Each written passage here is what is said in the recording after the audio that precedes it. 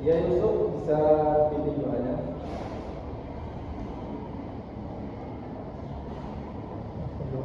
Bismillahirrahmanirrahim.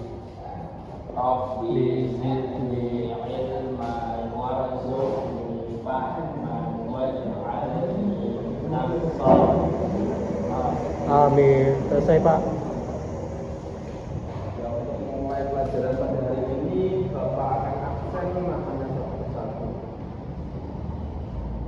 Yusuf, Ada Pak. Rahim, Hadir Pak. Habibi, Ada, Pak. ya semua ya.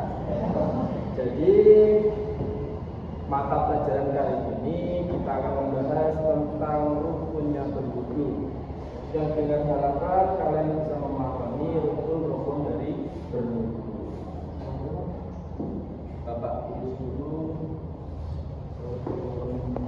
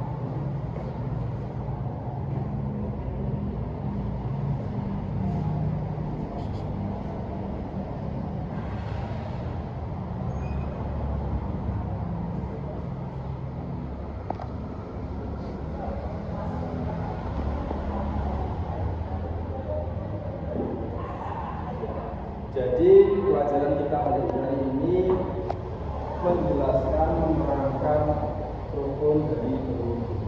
Yang mana berwudu ini sangatlah penting dalam kehidupan kita. Karena apa?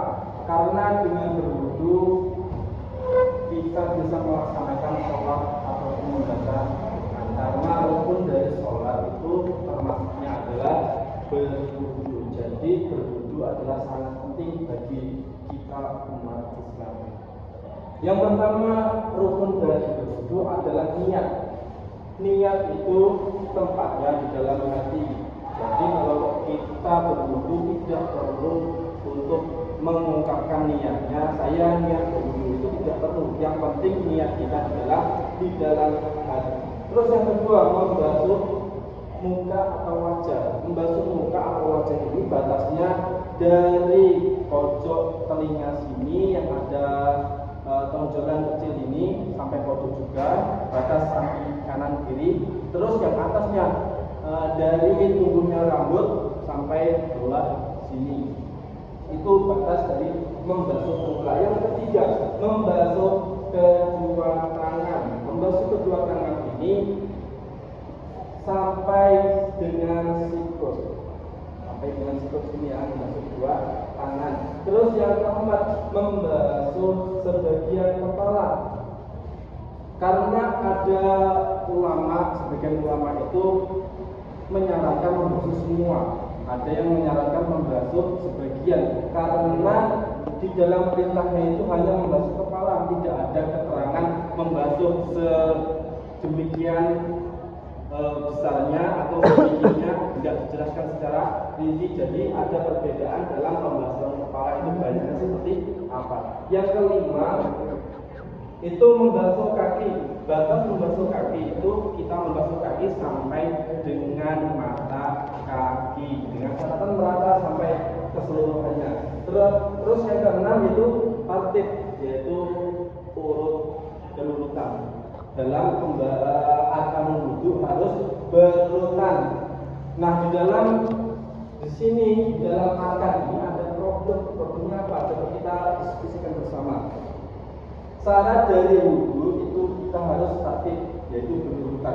Tetapi di sini niat dan membasuh muka itu harus niatnya di awal basuhan, yaitu kita harus membarengan atau membersamakan niat bersama basuhan muka yang pertama. Nah, makanya menjadi problem, katanya tertib, tapi kok kenapa di dalam pembasuhan niat dan membasuh muka dan niat ini harus bersamaan? Jadi kan tidak tertib. Niat dan membasuh muka artinya berbarengan. Kalau kita teliti maka itu tidak akan namanya tertib, tetapi sudah seperti itu dalam kaidah arkanul wudu, yaitu kita harus membersamakan niat dalam pembasuhan muka yang pertama dalam arkanul wudu. Jadi kesimpulannya, rukun wudu ini ada 6. Yang pertama itu niat itu ada di dalam hati yang bersamakan dengan membasuh muka yang pertama. Terus harus kalian perhatikan lagi, yang namanya basuhan itu disebut basuhan apabila sudah merata, tidak menunggu basuhan itu sampai 3 kali. Jadi kalau kita membasuh muka yang pertama, ini kok belum sampai merata, itu belum dinamakan basuhan. Dinamakan basuhan jikalau basuhannya sudah merata. Jadi kalau basuhan pertama sudah merata, yang kedua baru merata, itu namanya baru satu basuhan. Terus kita mengulangi 3 kali baru dinamakan sunat. Itu semuanya, semua basuhan itu syaratnya harus merata, dinamakan satu basuhan. Walaupun 2 kali kok belum merata, itu belum dinamakan satu basuhan di dalam arkanul wudu. Jadi yang ketiga itu membasuh 2 tangan, yang keempat membasuh sebagian kepala, yang kelima membasuh kaki. Itu secara berurut, tidak boleh kaki dulu, baru kepala dulu, baru niat, tidak boleh. Itu harus berurutan secara hukum. Jadi sini ada yang ditanyakan. Jika tidak ada yang ditanyakan, saya akan tutup pelajaran kita hari ini dengan suatu quotes dari WPS, ya, kata-kata adiku awadakum khamsa wa istin qabla wiladatihim, yaitu didiklah anakmu 25 tahun sebelum dia lahir. Artinya apa? Sebelum kalian mendidik anak kalian, kalian harus mendidik diri kalian terlebih dahulu sebelum mereka lahir. Cukup sekian. Wassalamualaikum warahmatullahi wabarakatuh. Waalaikumsalam.